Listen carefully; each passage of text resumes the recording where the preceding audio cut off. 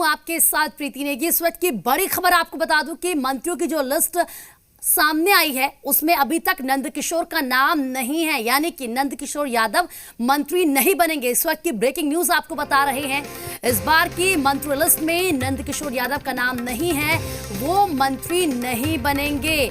जो मंत्रियों की लिस्ट आई है उसमें नंदकिशोर यादव का नाम नहीं है। तो देखिए अब धीरे धीरे किसका नाम है और किसका नाम मंत्री लिस्ट में नहीं है ये सामने आ रहा है। पहले विजय चौधरी का नाम मैंने आपको बताया कि वो मंत्री बनने जा रहे हैं, जबकि नंदकिशोर यादव मंत्री नहीं बनेंगे। नंदकिशोर यादव का नाम मंत्रियों की लिस्ट में नहीं है। अब देखिए धीरे धीरे जैसे जैसे दिन चढ़ेगा वैसे वैसे जानकारी और सामने आएगी और पता चलेगा कि कौन मंत्रियों की लिस्ट में शामिल होगा और कौन नहीं। तो जो नाम अभी सामने आया है, अभी की अपडेट आपको बता रही हूं, नंदकिशोर यादव का नाम इस लिस्ट में नहीं है। नंदकिशोर यादव मंत्री नहीं बनेंगे।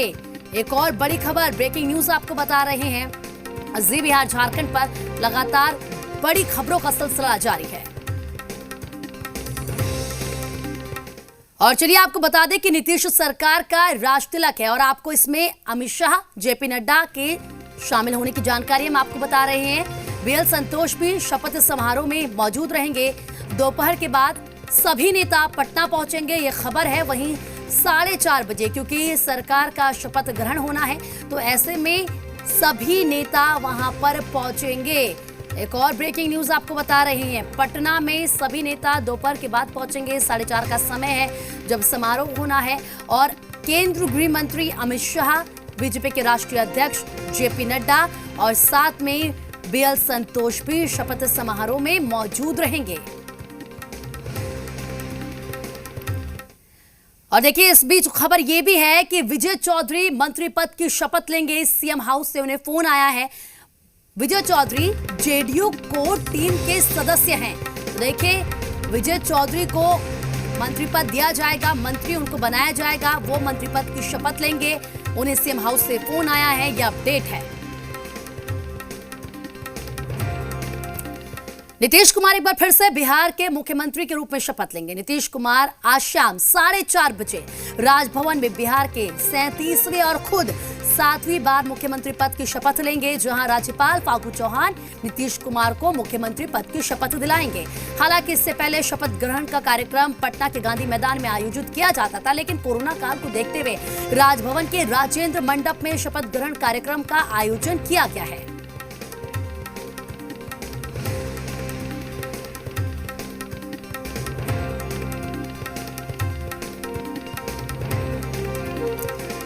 और चलिए ज्यादा बातचीत के लिए हमारी रिपोर्टर, हमारे संवाददाता नेहा जुड़ चुके हैं और उनके साथ संतोष रंजन राय जो कि राष्ट्रीय उपाध्यक्ष हैं बीजेपी युवा मोर्चा के। स्वागत है संतोष का। नेहा, क्योंकि आज सारी तैयारियां कर ली गई हैं और किस तरीके का उत्साह देखा जा रहा है, क्योंकि आपके साथ संतोष रंजन जी भी, उनसे बात कीजिए।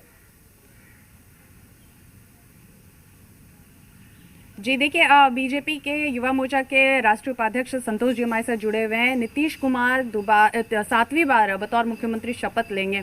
चूंकि आप दिल्ली में हैं, लेकिन आपको लगातार जानकारी पटना से मिल रही है, क्या उत्साह और क्या तैयारियां खासतौर पे बीजेपी कैडर में होगी सर इस वक्त? देखिए, पहले तो सबसे पहले नीतीश कुमार जी को एनडीए के विधायक दल के नेता चुने जाने के लिए, विधानमंडल दल के नेता चुने जाने के लिए हम बधाई देंगे, शुभकामनाएं देंगे। आपके साथ बिहार आगे बढ़ रहा है, तो भारतीय जनता पार्टी भी आपके साथ कंधे से कंधे मिला के बिहार को आगे बढ़ाने के लिए खुशियां मना रहा है। और हम सब लगे हैं कि भारतीय जनता पार्टी मजबूत हो तब एनडीए भी मजबूत होगा। आज नीतीश जी मुख्यमंत्री बनेंगे 7वीं बार। पूरे बिहार में इसका उत्साह है, उमंग है। जी आप मुझे ये बताएं कि जिस तरीके से एनडीए में जरूर अभी उत्साह उमंग होगा, लेकिन भारतीय जनता पार्टी से तो 2 डिप्टी सीएम है, 1 सीएम है, क्या दोनों डिप्टी सीएम आप लोग को अंदर खाने से खबरें हैं आज ही वो शपथ लेंगे मुख्यमंत्री के साथ? देखिए, डिप्टी सीएम 2 होंगे कि 1 होंगे, हमारा राष्ट्रीय नेतृत्व, प्रदेश नेतृत्व तय करेगा। अभी तो हमने बीजेपी के विधानमंडल दल का नेता माननीय तारकिशोर जी को तय किया है और उप नेता हम लोगों के यहाँ बड़ी बहन रेणु जी को तय किया है। तभी वही तय है, आगे जो तय होगा आपको बताया जाएगा और खुलेआम बताया जाएगा, इसलिए आप चिंता न करें। भारतीय जनता पार्टी जो तय करती है उसको खुलेआम बताती है कि यह हमारा तय है। जी प्रीति, देखिए जिस तरीके से संतोष जी ने बताया है कि कुछ भी चीजें छुपी छुपाई नहीं जाएगी, बिल्कुल साफ तौर पे बहुत जल्दी चीजें क्लियर हो जाएगी कि डिप्टी सीएम कौन बनेगा। और जो उत्साह उनकी आवाज से भी आपको झलक रही होगी, जो लोगों में एनर्जी आ चुका है जब से एनडीए की सरकार बनी, चाहे बीजेपी के कार्यकर्ता हो चाहे जेडीयू के कार्यकर्ता हो, उमंग और उत्साह की कोई कमी नहीं है। जिस दौरान हम लोग चुनाव में कवर कर रहे थे, जो चीजें हमें नजर आ रही थी, ठीक उसी तरीके से इस वक्त भी नजर आ रही है। हेलो नेहा, बिल्कुल ये बताइए कि जो मेरी आवाज आ रही है? बिल्कुल नेहा, मैं आपको सुन पा रही हूँ, आपकी बात स्पष्ट है। नेहा, ये पूछे कि बीजेपी के कितने मंत्री हो सकते हैं? जी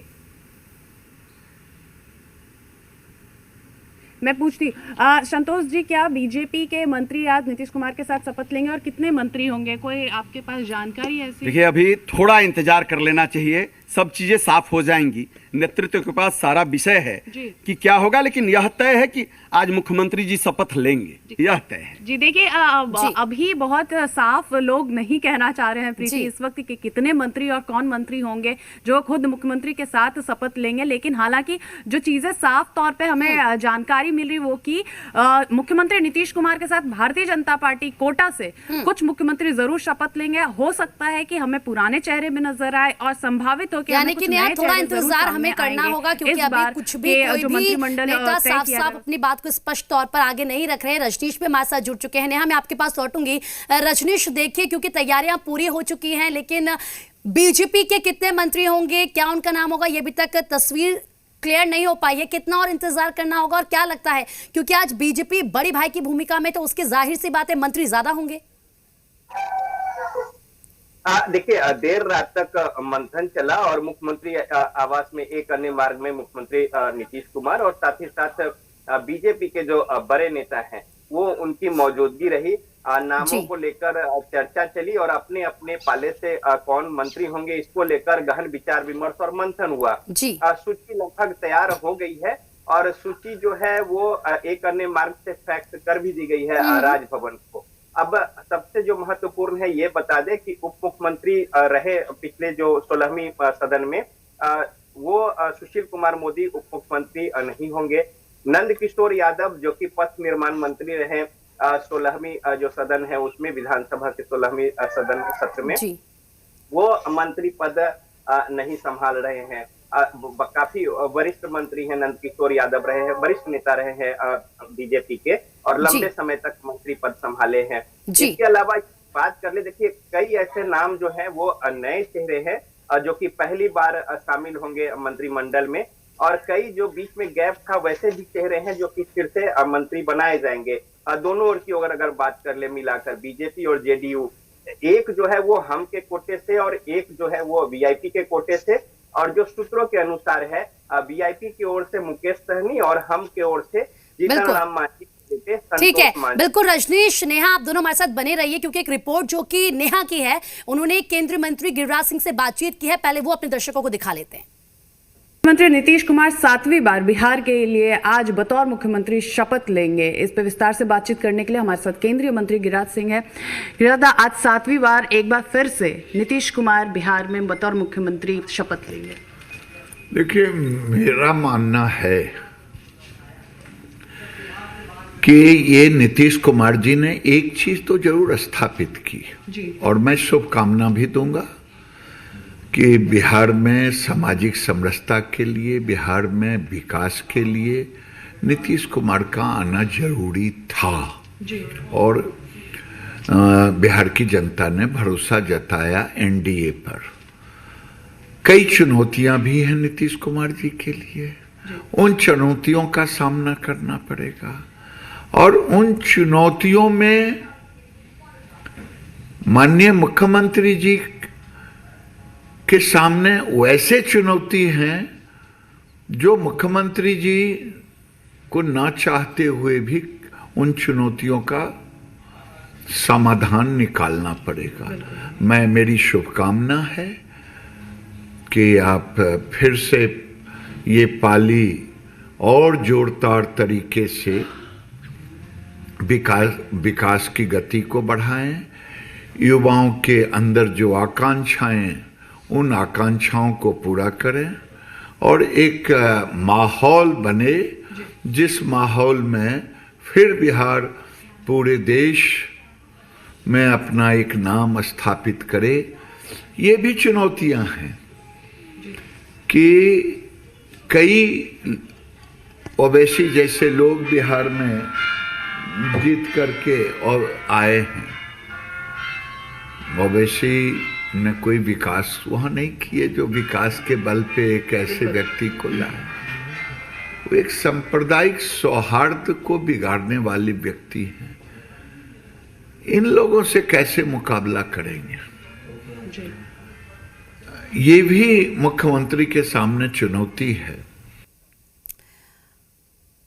तो आपको बता दें कि जेडीयू विधायक धीरेन्द्र प्रताप ने नीतीश कुमार को बधाई दी। नीतीश कुमार आज शाम 4:30 बजे 7वीं बार मुख्यमंत्री पद की शपथ लेंगे। उन्होंने कहा कि बीजेपी जेडीयू की सरकार बिहार के हित में काम करेगी। सुनिए। अभिभावक और हम लोगों के गार्जियन बिहार प्रदेश के मुख्यमंत्री श्री नीतीश कुमार जी को बिहार की गद्दी संभालने के लिए धन्यवाद हम लोग देते हैं। सबसे बड़ी चीज है कि उनके नेतृत्व में बिहार प्रदेश जो विश्व के मानचित्र पर और विश्व के मंच पटल पे आने का काम किया, जो 7वीं बार वो मुख्यमंत्री बन रहे हैं, तो मुझे पूर्ण हम लोग को भरोसा है कि हमारा जो बिहार है वो निरंतर और आगे बढ़ते हुए बिहार विश्व के एक मुकाम पे नए इतिहास को रचेगा। देखिए, रजनीश और नेहा हमारे साथ जुड़ी हुई हैं। नेहा, आपने गिरिराज सिंह से बात की और वो जाहिर सी बात एक चीज़ कह रहे थे कि नीतीश कुमार को ना चाहते हुए भी कुछ ऐसे समस्याएं हैं जिनका समाधान करना होगा। किस ओर इशारा था उनका? बिल्कुल, देखिए, एक तो उन्होंने बहुत साफ तौर पर, प्रीति, जिस तरीके से उनके इंटरव्यू को भी आप सुन रहे होंगे, ओवैसी को उन्होंने बिहार के लिए चुनौती माना है कि ओवैसी जैसी पार्टियां, उनकी पार्टी जिस तरीके से बिहार में अपना पैठ बना रही है, कहीं ना कहीं कम्युनल राइट्स बढ़ने के चांसेस ज़्यादा हो सकते हैं बिहार में।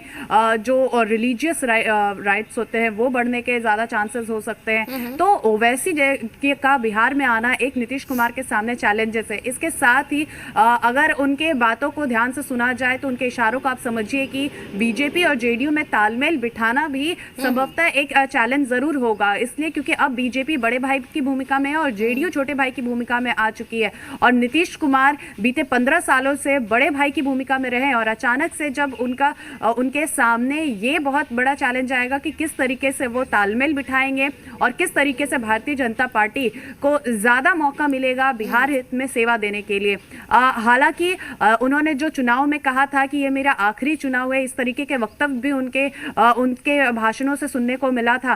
तो इससे साफ तौर पे हो सकता है कि बिहार में आप एक नई लहर लाएं, बिहार में आप नए लोगों को मौका दें। हो सकता है युवाओं को आपको ज्यादा मौका देना होगा क्योंकि अब सेकेंड लाइन पॉलिटिक्स ज्यादा बिहार में तेज होगी, प्रीति। तो एक बहुत बड़ा चैलेंज उनके सामने ये होगा कि सेकेंड लाइन पॉलिटिक्स को किस तरीके से आगे इंकरेज किया जाए, किस तरीके से ओवैसी जैसी पार्टियां जो बिहार में आने लगी हैं उनको किस तरीके से निपटाया जाए, और साथ ही किस तरीके से बीजेपी और जेडीयू में तालमेल बिठा के बना के चलना हो, क्योंकि अब सुशील मोदी और नीतीश कुमार का जो जोड़ी माना जाता था बिहार के लिए वो अब सामने नहीं रहेगा। तो नीतीश कुमार के सामने जरूर एक ये चैलेंज होगा कि जो नए डिप्टी सीएम होंगे, जो नया मंत्रिमंडल होगा, उसमें किस तरीके से वो अपने तालमेल को बना के और अच्छे से बिहार हित में दोबारा से उसी तरीके से काम करे जो बिहार की जनता उनसे उम्मीद करती है। जी बिल्कुल नेहा, आपने सही कहा। रजनीश, जिस तरीके से नेहा कह रही हैं कि देखिए यहाँ पर चैलेंज तो होगा नीतीश कुमार के लिए, क्योंकि अब तस्वीर बदल गई है। बड़ी भाई की भूमिका में बीजेपी है, छोटे भाई की भूमिका में जेडीयू है, तो ऐसे में चैलेंज भी होगा।